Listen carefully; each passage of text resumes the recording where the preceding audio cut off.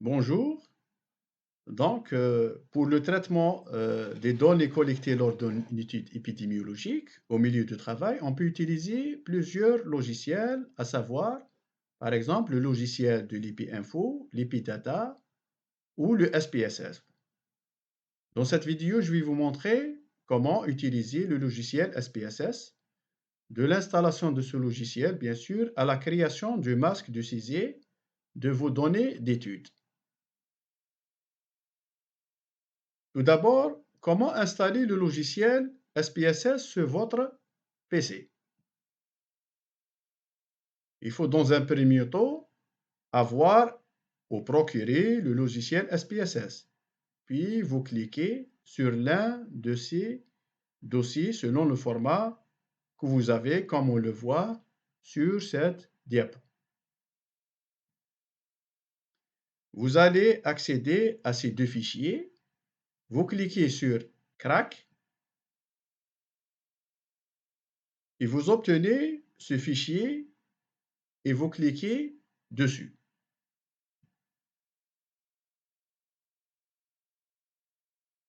Vous aurez cette fenêtre qui s'affiche. Vous choisissez d'ouvrir votre fichier avec bloc-notes.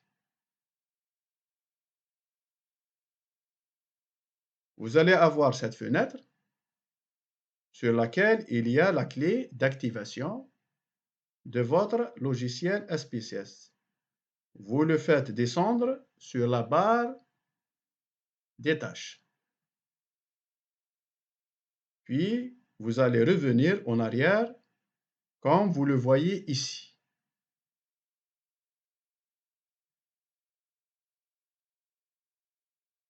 Et vous accédez à cette fenêtre. Vous allez cliquer sur Step.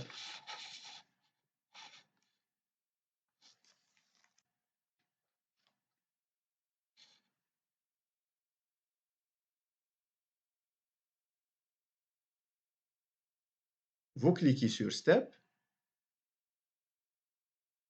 comme vous le voyez ici, après avoir agrandi. L'installation du logiciel commence. Vous cliquez sur Suivant en gardant coché sur licence mono-utilisateur. Vous cochez ensuite sur J'accepte les dispositions du contrat de licence, puis cliquez sur Suivant, comme on le voit sur cette diapo. Et vous cliquez sur Suivant.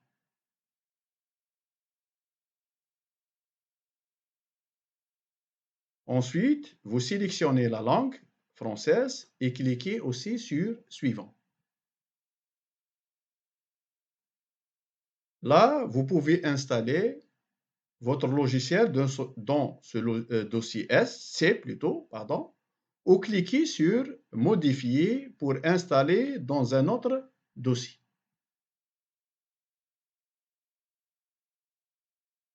Ensuite, vous cliquez sur Installer en bas.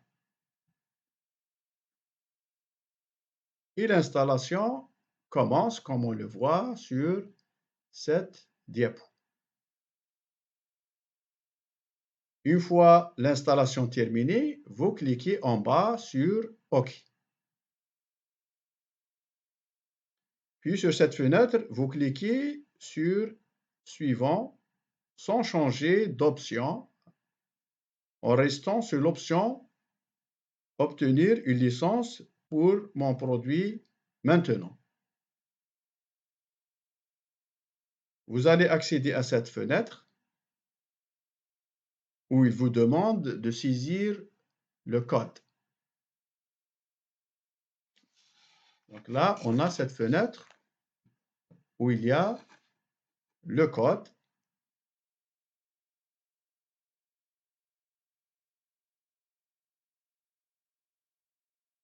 OK. Et puis, vous copiez le code affiché et vous le collez dans cet espace. Voilà, il est collé. Puis vous allez ensuite cliquer sur Suivant.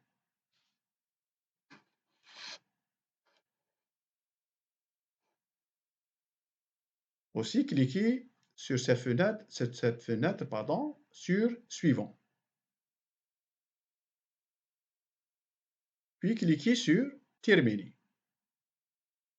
Et là, vous avez terminé l'installation de votre logiciel. Puis vous allez par la suite au bouton Démarrer sur votre PC. Vous appuyez et vous cherchez dans le menu votre logiciel qui s'appelle IBM SPSS Statistique 20.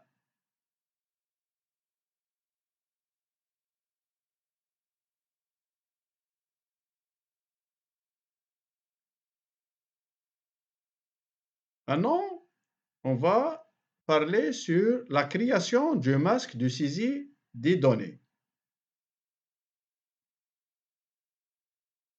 Donc, vous allez sur votre bureau de votre micro-ordinateur et vous cliquez sur l'icône IBM SPSS 20 pour ouvrir le logiciel.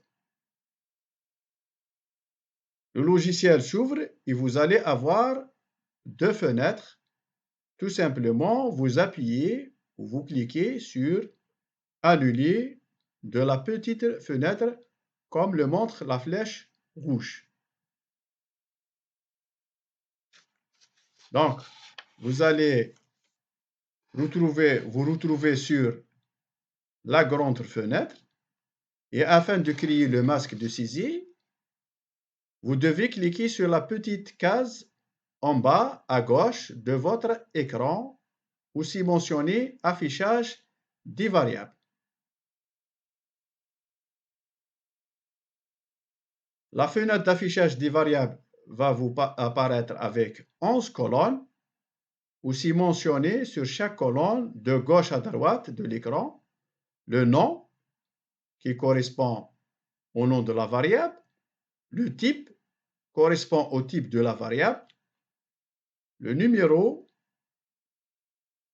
plutôt la largeur qui correspond à la largeur de la variable, les décimales, c'est les variables numériques avec la décimale, l'étiquette, c'est la définition de la variable, les valeurs, c'est les codages de la variable, le manque, colonne qui n'est pas très utilisée, les colonnes, c'est la largeur de la colonne, l'alignement, c'est le positionnement de la valeur de la variable à choisir à droite ou à gauche, ou au milieu de la colonne, et la colonne mesure qui correspond aux valeurs, qu'ils soient ordinales, nominales ou en échelle. Et enfin, la colonne rôle, c'est une colonne qui n'est pas très utilisée. On le voit en bas, c'est différentes colonnes. Pour la première colonne, qui est le nom de la variable qui doit être écrit en abrégé. Exemple, sur la colonne nom, la première variable à saisir est le numéro du cas ou de l'individu. Il s'agit de la variable numéro. Deuxième colonne, le type, où vous devez préciser de quel type est cette variable, c'est-à-dire la variable numéro, en appuyant sur l'angle droit de la case type correspondant à la variable numéro et vous allez ouvrir une fenêtre, comme on le voit en bas. On choisit dans ce cas, pour la variable numérique, le type qui est évidemment numérique, car il s'agit de chiffres, et on valide sur OK en bas de cette fenêtre. là, sur la colonne largeur, vous cliquez pour élargir le champ d'écriture. Par exemple, si vous avez un effectif ou un échantillon avec 4 chiffres, vous élargissez à 4. Sur la colonne des décimales, vous pouvez soit enlever la décimale, dans le cas où vous avez des chiffres sans décimale, comme l'âge par exemple, ou laisser la décimale dans le cas des chiffres avec décimale, comme par exemple le poids, la taille, etc. On revient sur la précédente. Donc là, pour la colonne étiquette, il faut définir la variable. Comme pour la variable numérique, c'est le numéro du cas ou de l'individu.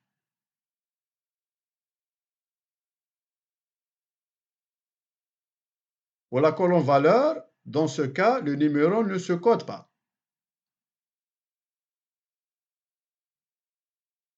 On a la colonne manquant, elle n'est pas nécessaire, donc on peut l'ignorer et ne pas la renseigner. Sur la colonne, vous cliquez si vous avez besoin d'élargir votre colonne de saisie. Dans ce cas-là, la variable numéro ne nécessite pas trop de place. Donc, ce n'est pas la peine de trop élargir. La colonne alignement, vous cliquez sur l'angle droit de la case et vous choisissez votre alignement des valeurs de vos variables. L'avant-dernière colonne, mesure, vous cliquez toujours sur l'angle droit et là, vous choisissez l'ordre de vos valeurs de la variable. Dans ce cas, la variable numéro est ordonnée en échelle. La deuxième variable à saisir est généralement la date, soit la date de la collection des informations sur votre cas.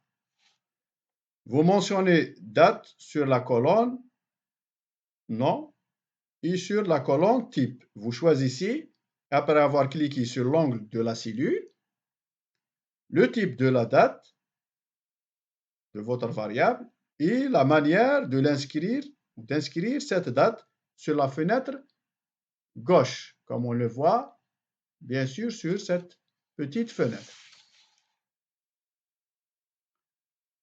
Donc, ainsi de suite, pour la largeur et la décimale, elle se définit par défaut à 10 et 0 respectivement. La colonne étiquette est définie par exemple la date de renseignement de la fiche. Donc, on peut mentionner directement ou écrire la définition, c'est la date de renseignement de la fiche. Et la colonne mesure, la date est considérée comme une variable échelle. Autre variable, c'est le nom et prénom de votre cas. Et pour séparer entre les mots, vous devez utiliser le tiret de 8 de votre clavier. Le type, dans ce cas-là, n'est pas numérique, mais il s'agit de mots à écrire. Donc, vous devez cocher sur la case où c'est mentionné chaîne. Puis, vous cliquez en bas sur OK. Pour la largeur, il faut que vous élargissiez la colonne d'une manière à ce que vous puissiez écrire le nom et le prénom. Dans la colonne étiquette, vous définissez qu'il s'agit des noms et prénoms de vos cas. Puis, il faut aller directement sur ou vers la colonne mesure et la mettre comme variable nominale. Concernant la variable date de naissance, vous la saisissez comme le cas précédent pour la variable, par exemple, date. La variable âge, qui est une variable quantitative, vous pouvez la déduire, soit de la date de naissance, ou la saisir directement comme dans le cas de la variable numéro. Vous pouvez mettre l'âge en classe d'âge, transformer une variable quantitative en valeur qualitative ou en variable qualitative. Dans la colonne valeur, vous cliquez sur l'angle droit de la cellule et vous obtenez cette fenêtre qui sert à faire coder les modalités ou les différentes classes en valeur numérique. Donc, par exemple, vous introduisez le chiffre 1 dans l'espace dédié à la valeur correspondant au code de la classe et le chiffre moins de 20 ans introduisez dans l'espace dédié à l'étiquette correspondant à la classe codée, puis vous appuyez sur Ajouter pour faire glisser dans la grande fenêtre comme vous le voyez bien sûr sur cette diapo. Ainsi de suite pour le reste des classes d'âge et validé avec, bien sûr, enfin, la touche OK. Dans ce cas, c'est-à-dire les classes d'âge sont considérées comme des valeurs ordinales. Le sexe, qui est une variable qualitative, dont le type est numérique, après codage des deux modalités, comme ici, la valeur 0 donnée pour le sexe féminin et 1 pour le sexe masculin. Le poids, c'est pour la variable âge, variable quantitative, mais avec la décimale où vous pouvez aller à 2 chiffres après la virgule. C'est une variable en échelle aussi. La variable maladie ou affection étudiée, vous pouvez la coder en 0, c'est-à-dire non ou absence de la maladie, et 1, oui ou présence de la maladie. Cette variable est considérée comme nominale. Voilà les principaux variables avec les différents types et mesures. Vous pouvez saisir autant de variables que votre étude comporte. Une fois le masque de saisie préparé, vous devez cliquer sur la petite case en bas nommée Affichage des données pour passer à la saisie de vos données ou les données collectées de votre étude. Et cela dans une autre fenêtre qui est l'affichage, la fenêtre d'affichage des données. Voici la fenêtre où vous devez saisir vos données. Vous remarquez que les variables saisies dans la fenêtre affichage des variables, c'est-à-dire le masque de saisie, apparaît au haut du tableau, à savoir le numéro du cas, la date, le nom et le prénom, la date de naissance, etc. Ici, vous voyez les variables après agrandissement de la fenêtre. Et vous commencez la saisie de vos données. Au niveau de la variable numéro, vous saisissez le chiffre 1 correspondant au premier cas. La variable date correspondant à la date de votre fiche de données. Puis la saisie de nom et prénom de votre cas dans la variable nom et prénom. Suivi par la variable âge. La classe d'âge est codée pour rechercher la classe d'âge qui correspond à votre âge, à l'âge de votre cas, qui est de 33 ans par exemple. Vous devez appuyer sur l'angle droit de la cellule qui correspond à la variable classe d'âge. Et vous aurez l'affichage du petit tableau des classes d'âge. Le sexe est aussi codé, donc il faut procéder de la même manière que la classe d'âge, comme on le voit sur la fenêtre en bas. Pour le poids, sur le tableau en haut, vous pouvez l'écrire directement dans la cellule et la maladie, par contre, elle est codée non, c'est-à-dire absence ou oui, présence de la maladie. Pour choisir, vous appuyez toujours sur l'angle de la cellule de la variable et vous sélectionnez votre réponse.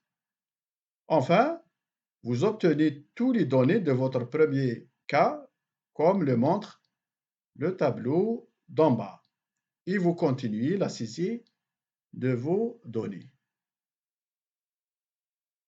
Une fois vos cas tous saisis, vous enregistrez votre base de données en appuyant sur la touche Enregistrer tout en haut de votre fenêtre.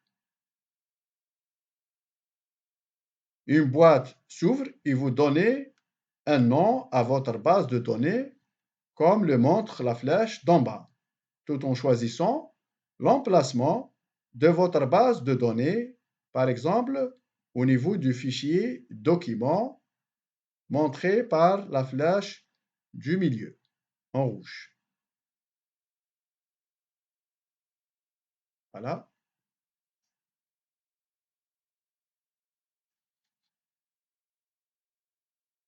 Et je vous remercie pour votre attention.